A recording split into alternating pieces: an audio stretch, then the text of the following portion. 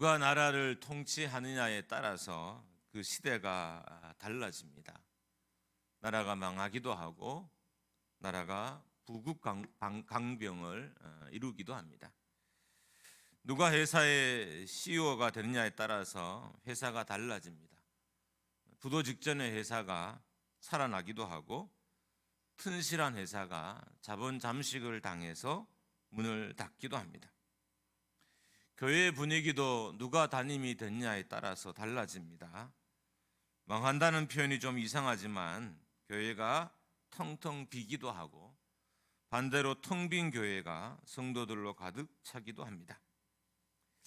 이스라엘이 왕정 시대로 접어들기 전에 과도기 기간이 있었어요. 이 과도기를 섬겼던 두 명의 사사가 있었는데 엘리와 사무엘이라는 사사입니다. 그런데 엘리 시대와 이 사무엘 시대는 극명하게 너무 대조적으로 차이가 나요.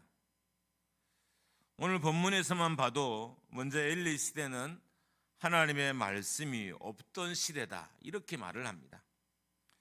표준 세번역으로 1번 1절을 같이 한번 우리 보겠습니다. 같이 읽습니다. PPT가 안 넘어가는 것 같습니다. 어린 사무엘이 엘리 곁에서 주님을 섬기고 있을 때이다. 그때에는 주님께서 말씀을 해주시는 일이 드물었고 환상도 자주 나타나지 않았다. 여기서 희귀했다는 것은 말씀이 너무 소중한 시대라는 거예요.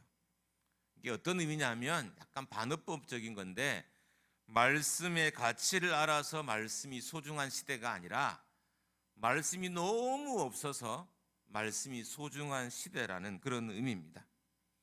당연하게 이상도 없었습니다. 이상은 요즘 말로 하면 꿈, 계시, 환상, 신탁 이런 의미의 단어예요. 그러니까 하나님이 어떤 것으로도 엘리 시대에는 말씀하지 않으셨다는 겁니다. 반면에 사무엘 시대는 하나님의 말씀이 있었던 시대입니다. 그렇다면 왜 엘리 시대에는 말씀이 없었고 왜 사무엘 시대는 말씀이 있었을까요?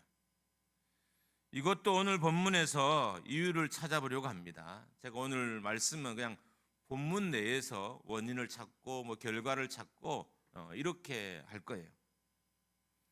엘리 시대와 사무엘 시대의 가장 큰 차이는 지도자가 어디 있었냐의 차이입니다.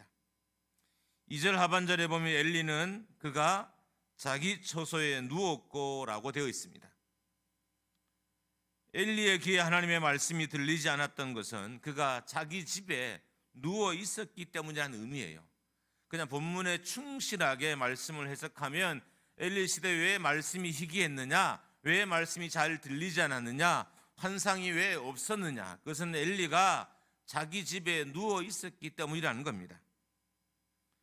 반면 3절 하반절을 보면 사무엘은 하나님의 궤에 있는 여호와의 전 안에 누웠더니, 정말 단순하게 비교하면 두 시대의 영성의 차이는 바로 자리의 차이인 거예요. 위치의 차이라는 거예요.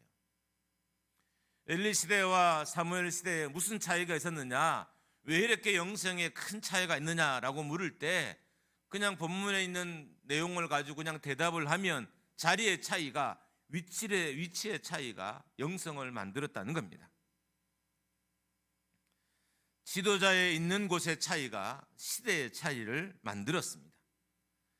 이걸 그냥 우리에게 적용해 보면 부모가 있는 곳이 가정의 차이를 만들고 CEO가 있는 곳이 회사의 차이를 만들고 대통령이 있는 곳이 나라의 차이를 만든다는 거예요.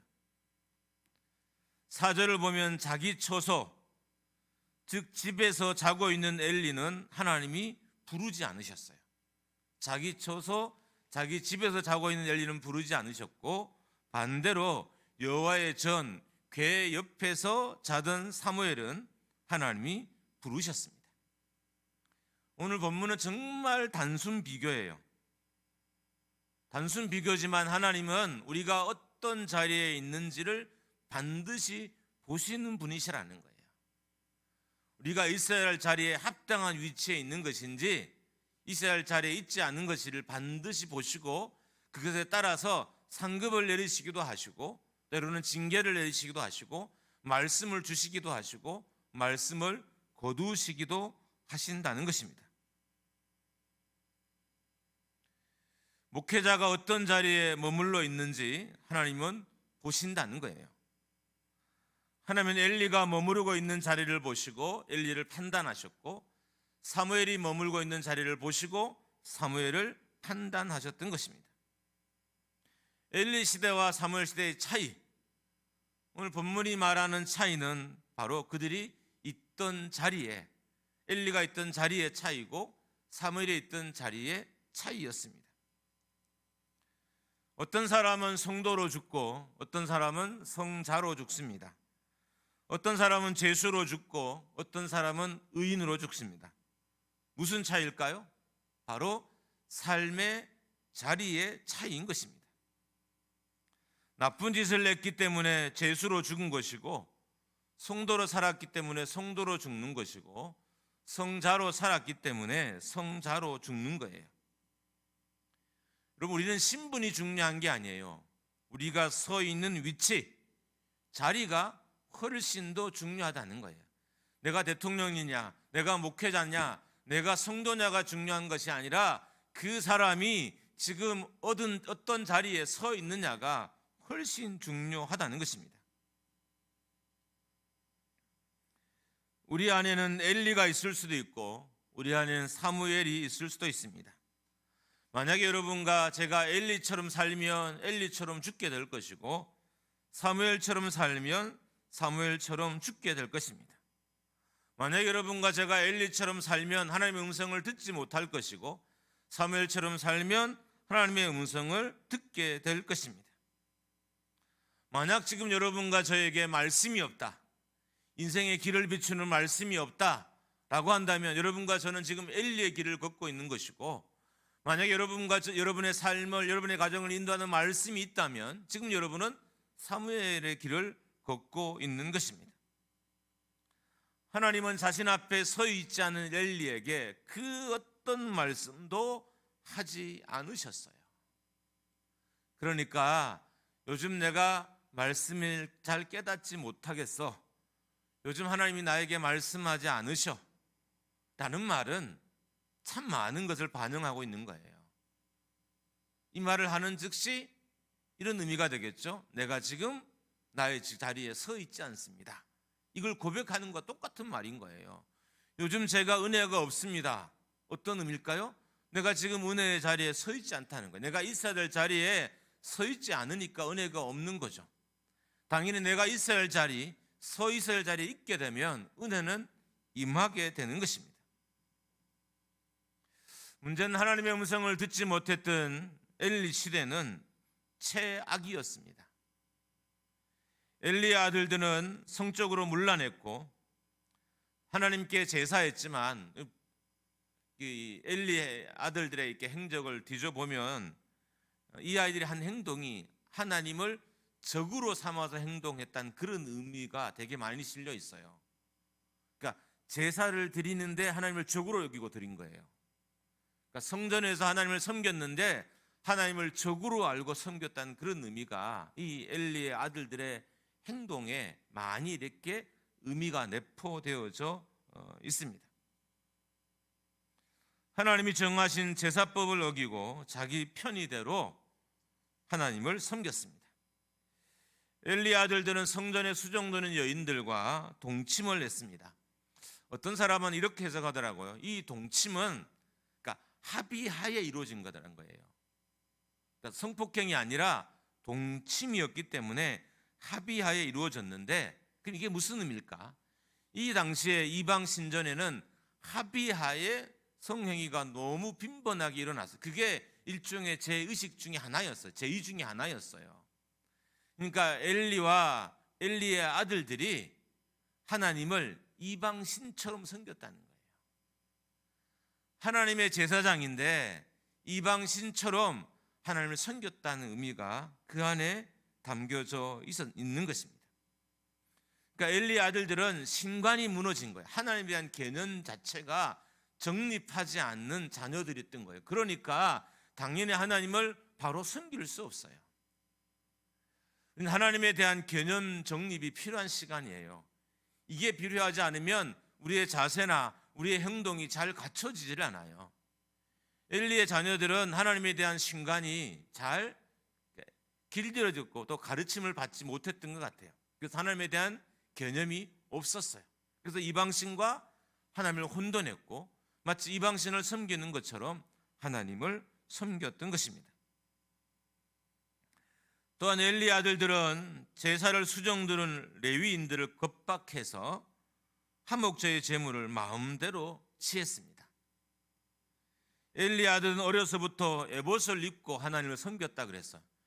원래 이 에봇은 대제사장만 입는 옷이에요. 근데 대제사장인 아버지가 아직 살아있잖아요. 근데 엘리 아들들이 어떻든 에봇을 입고 하나님을 섬겼어요. 어떤 의미일까요? 그들의 삶은 성전에 있었지만 하나님을 경외하는 모습이 하나도 없었던 거예요. 하나님을 두려워하는 것도 없었어요. 여러분, 이 자리에 있는 제가 가장 무서운 게 뭔지 알까요? 두려움 없이 죄책감 없이 여기 서는 거예요. 여러분, 교회를 할 때 가장 무서운 모습이 어떤 걸까요? 두려움 없이 죄책감 없이 교회를 섬기는 게 가장 무서운 거예요. 그런데 엘리의 아들들이 그랬습니다. 문제는 하나님의 말씀이 없으면 인간은 타락을 합니다. 말씀의 해석의 특권을 오직 성직자만 가졌던 중세 교회는 가장 타락한 시대였어요.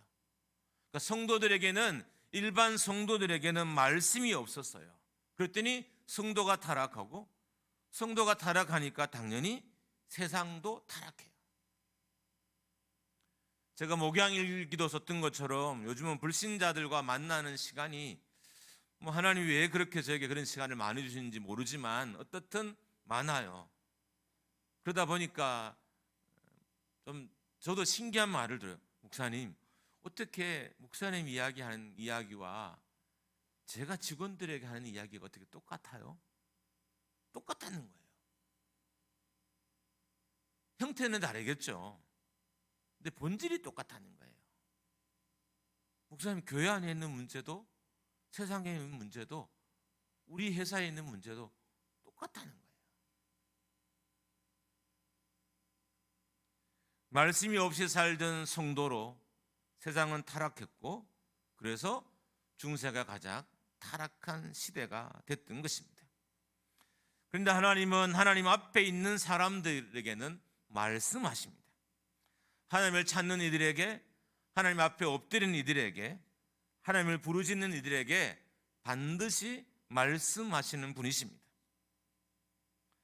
사무엘이 성전에서 잤다는 것은 하나님 앞에 있었다는 의미인 거예요.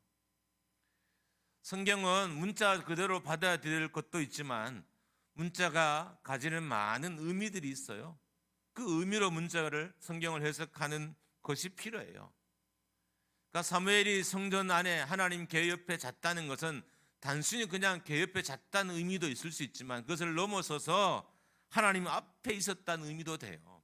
하나님의 말씀을 들을 준비도 됐다는 의미도 되고요. 하나님이 명령하시면 그 명령대로 살 준비도 되어 있다는 거예요. 아직 성숙하지 않아서 완전하게 다 알지 못하지만 어떻든 준비가 되어가고 있는 사람이었다는 것입니다. 사무엘이 하나님 앞에 있었다는 것은 하나님의 음성을 듣기 원했다는 거예요. 그래서 하나님이 그를 부르셨던 것입니다. 하나님의 말씀이 없으면 시대도 타락하고 교회도 타락하고 가정도 타락하고 성도도 타락합니다. 말씀이 없다는 것은 여러 가지 의미입니다. 하나님이 말씀하지 않는다는 의미도 되고요. 하나님의 말씀을 귀하게 여기지 않는다는 의미도 되고요.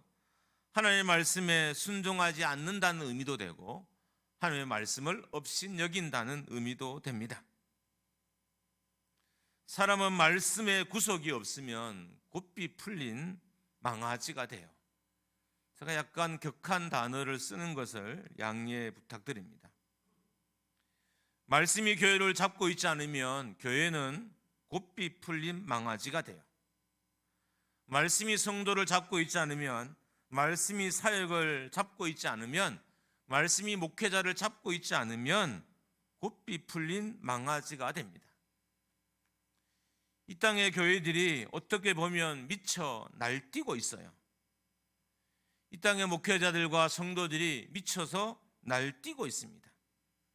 정상적인 것은 찾아보기 어려울 정도예요. 왜 그럴까요? 왜 이런 일이 벌어졌을까요? 바로 말씀의 고삐가 풀렸기 때문이에요. 교회를 잡고 있던 말씀의 고삐가, 여러분의 인생을 잡고 있던 말씀의 고삐가, 목회자를 잡고 있던 말씀의 고삐가 풀려서 미쳐 날뛰는 이상한 일이 벌어지게 된 것입니다. 말씀은 소들의 코에 꿰인 콧뚜레와 같습니다.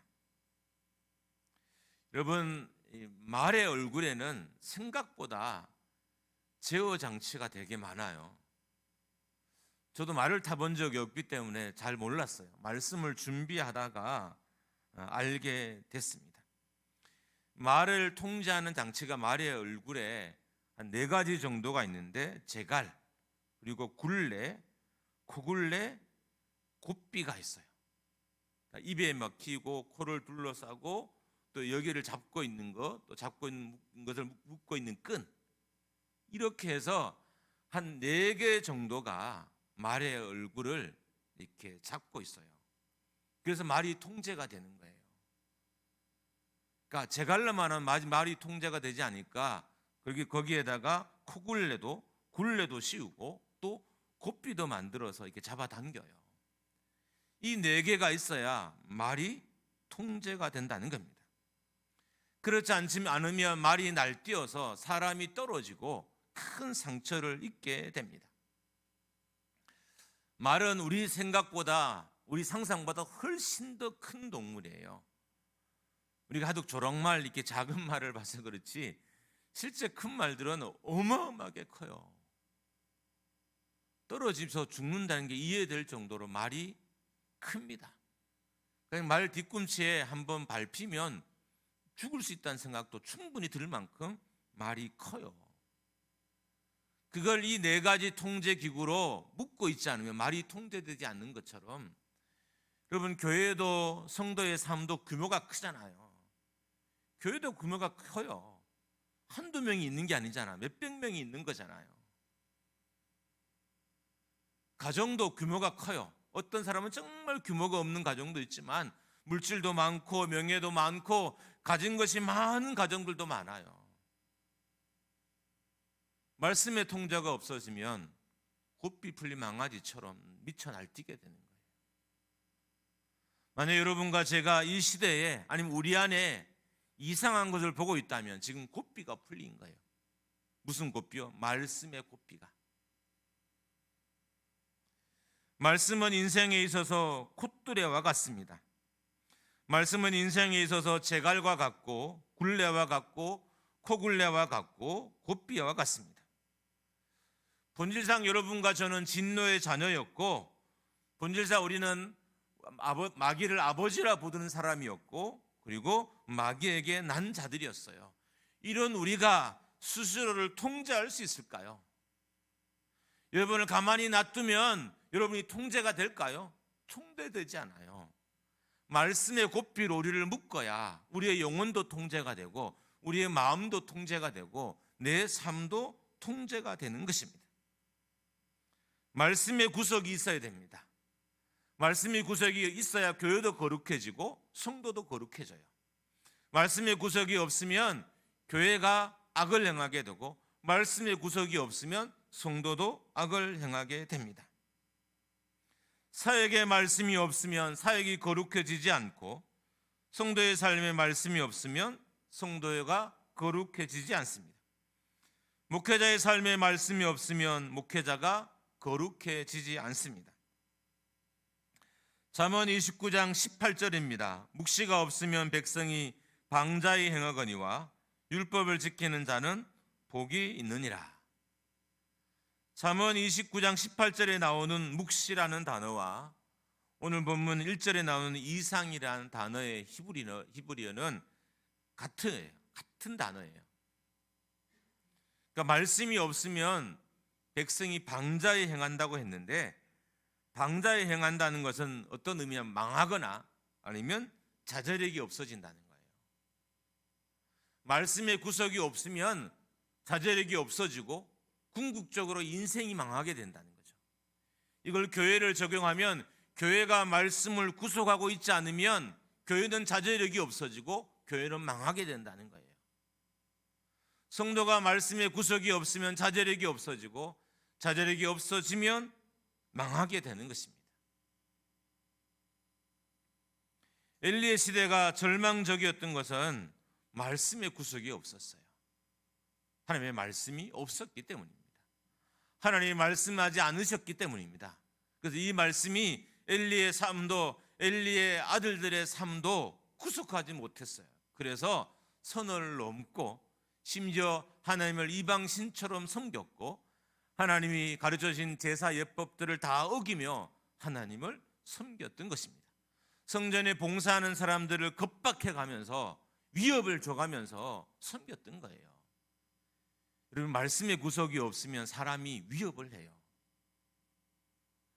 목사가 말씀의 구속을 받지 않으면 성도를 위협을 하고요, 성도가 말씀의 구속을 받지 않으면 위협을, 가족을 위협해요. 왜요? 위협해서 구속하려고. 여러분, 위협하고 구속되든가요? 여러분이 남편을 향해서 아무리 소리 질러도 그 남편이 구속이 되든가요? 구속 안 돼요. 오직 말씀만이 우리를 구속할 수 있어요. 그래서 정말 내가 누군가를 구속하고 싶다면 내가 먼저 말씀으로 들어가야 돼요. 내가 말씀을 귀하게 여기고 말씀에 내가 먼저 구속이 돼야 돼요. 그럴 때 내 주변의 사람들 동일하게 말씀의 구속이 일어나게 되는 겁니다. 내가 하나님 앞에서 점점 말씀에 묶이면 내 주변의 사람들도 내 옆에 와서 그 말씀 앞에 자꾸 묶이게 되는 거예요. 우리가 뼈저리게 깊게 느끼지 못하고 있지만 여러분과 저를 붙잡고 있는 것은 말씀입니다. 말씀이 우리 교회를 붙잡고 있고 말씀이 여러분을 붙잡고 있고 말씀이 저를 붙잡고 있는 거예요. 그런데 이 말씀은 하나님 앞에 있어야만 들리는 말씀이에요. 때로는 하나님이 분주한 중에도 말씀하지만 그거는 특별할 때예요. 정말 분주하고 정말 괴롭고 정말 힘들 때 가끔 하나님 말씀하셔서 나를 구속하기도 하시지만 진짜 하나님을, 내 인생을 구속하는 생명의 말씀은 내가 하나님 앞에 있을 때 내게 내려지고 내게 주어지는 것입니다. 하나님의 말씀은 기록되어 있기도 하지만 하나님의 말씀은 들려지기도 하고 깨달아지기도 합니다. 당연히 하나님 앞에 있지 않으면 기록된 말씀도 이해하기 어렵고요, 그리고 하나님의 말씀을 듣기도 어렵고 하나님의 말씀을 깨닫기도 어렵습니다. 하나님 앞에 있지 않는 사람들이 말씀을 이해하기란 어렵습니다. 하나님 믿지 않으면서 묵상을 한다는 건 정말 겉핥기식 묵상인 거예요. 우리가 왜 묵상이 깊어지지 않을까요? 우리 교회가 제5자부터 시작해서 큐티를 시작했잖아요. 매일 그래도 한 번씩이라도 이 큐티 책자를 읽어보는 분들은 10% 내외일 거예요. 10% 내외.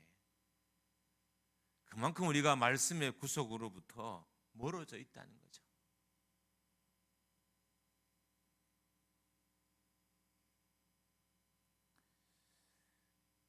우리가 하나님의 말씀을 깨닫지 못하고 또 듣지 못하고 이해하지 못하는 것은 하나님 앞에 있지 않기 때문입니다.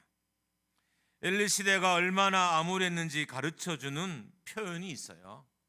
그러니까 성경은 그 안에 쓰여진 어떤 표현들이 시대를 상징할 때도 있어요. 엘리의 눈이 점점 어두워져 가서 잘 보지 못한다는 표현이에요. 엘리의 삶이, 엘리에 있는 자리가 그의 시각도 어둡게 할 뿐만 아니라 영적으로도 이스라엘을 어둡게 했습니다. 그럼 말씀의 통제를 받지 않으면 인생이 어두워지고 시대도 어두워져요. 말씀의 통제를 받지 않았던 엘리의 아들들은 자신의 인생도 어둡게 했지만 시대도 어둡게 만들었어요. 여러분과 제가 말씀의 통제를 받지 않으면 교회도 어두워지고 나도 어두워지는 거예요. 우리가 말씀의 통제를 받지 않으면 교회도 어두워지고 시대도 어두워져요. 말씀의 고삐가 풀려버렸던 중세, 교회도 최악이었지만 시대도 최악이었습니다. 지금 이 땅의 영적인 고삐가 풀리고 있습니다. 그래서 교회도 목회자도 성도도 말씀이 통제하기가 어려워졌습니다. 여러분, 하루를 살고 일주일을 살면서 얼마나 말씀의 통제를 받고 계신가요? 말씀이 가르침을 따라 얼마나 안면하고 순종하며 그 길을 걸어가고 계신가요? 들려진 말씀에 자복하고 회개하고 얼마나 그 앞에 우리가 엎드려 있나요? 지금 이 땅의 영적인 고삐도 자꾸 풀리고 있습니다. 그래서 교회도 또 목회자도 성도도 통제할 수 없는 일이 자꾸 일어납니다. 우리는 지금 엘리의 길을 걷고 있을까요? 아니면 사무엘의 길을 걷고 있을까요? 지금 우리는 엘리의 자리에 있을까요? 사무엘의 자리에 있을까요? 대부분의 사람들은 이렇게 생각합니다. 엘리의 자리에 있으면서 사무엘을 꿈꿔요. 저도 그렇더라고요. 엘리의 자리에 있으면서 사무엘을 꿈꾸며 살아가요. 하나님 앞에 있지 않으면서 하나님의 역사를 꿈꾸고 기도하고, 하나님 앞에 있지 않으면서 하나님의 도우심을 꿈꾸고 소망하고 살아가고, 하나님 앞에 있지 않으면서 부흥을 기대하고, 하나님 앞에 있지 않으면서 하나님의 도우심을 기대하는 삶을 산다는 것입니다.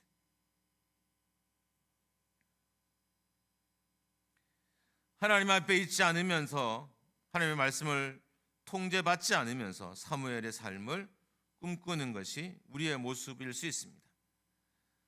하나님의 앞에 있지 않으면서 부흥을 꿈꾸고 또 도우심을 사모하는 게 여러분과 저의 모습일 수도 있습니다.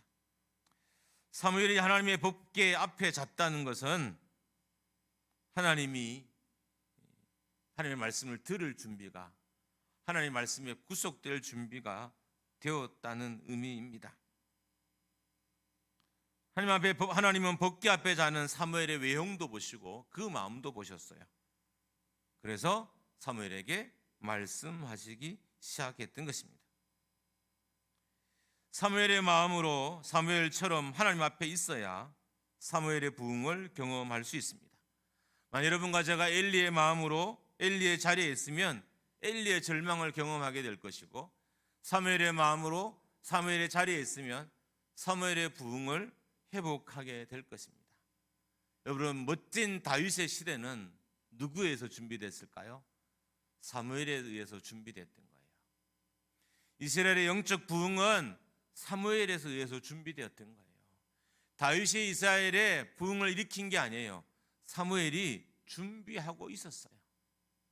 그래서 다윗을 통해서 하나님이 이스라엘의 영적인 부흥들을, 또 경제적인 부흥들을, 국가적인 부흥을 허락하셨던 것입니다. 지금 여러분 안에 엘리가 있습니까? 아니면 사무엘이 있습니까? 하나님 앞에 자꾸 멀어지려는 엘리를 여러분 좀 잠재우십시오. 말씀의 통제를부터 벗어나려는 엘리를 조금 잠재우십시오. 고삐 풀린 망아지 같은 엘리의 삶을 좀 잠재우십시오. 그리고 사무엘의 길을 걸어가십시오. 그때 우리는 사무엘처럼 하나님을 경험하게 되고 다시 말씀의 구속을 받는 일들이 일어나 말씀이 여러분과 저를 새롭게 하는 것을 경험하게 될 것입니다. 다르게 살면 하나님의 음성이 반드시 들립니다. 다르게 살면 하나님을 반드시 경험하게 됩니다. 같이 살면서 다른 삶을 꿈꾸지 말아야 합니다. 어떻게 될까요? 우리는 엘리와는 다르게 살아야 됩니다. 만약에 조금이라도 다른 뭔가를 기대한다면 엘리와는 다른 삶을 살아야 돼요. 그때 하나님께서 저와 또 우리 안에 일하시고 역사하시게 될 것입니다. 모두가 다 꿈을 꾸죠. 저에게도 꿈이 있어요. 그런데 이 꿈은 우리가 하나님 앞에 있을 때만 이룰 수 있는 꿈입니다. 여러분, 자녀를 향한 어떤 꿈을 꾸고 계신가요? 여러분이 하나님 앞에 있을 때 이룰 수 있는 꿈이에요.